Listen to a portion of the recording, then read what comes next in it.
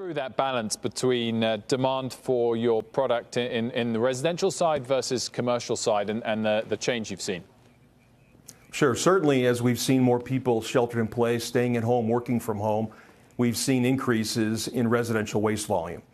Likewise, we've seen some decreases in commercial waste and industrial waste as certain industries have been shut down during this virus crisis. So what we've done is we've spent our time balancing the workload. First and foremost, we always put the safety of our people first. So we went into high gear planning for a crisis response days, weeks, frankly, before it became a pandemic.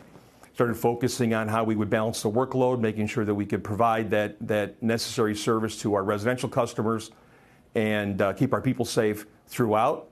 And now we've seen that volume over the last several weeks somewhat equalize and stabilize. So obviously they are essential workers. How are you keeping your workers safe?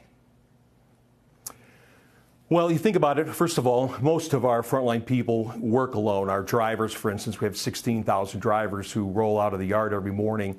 Most of them work alone in their trucks and their cabs. We've done a great job over recent years and decades, frankly, automating the work they do so they don't come in close contact with the waste in most cases.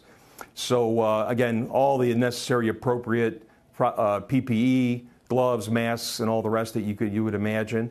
And then just training. We've also changed the way we do work. We changed the way we do meetings, that they roll out of the yard.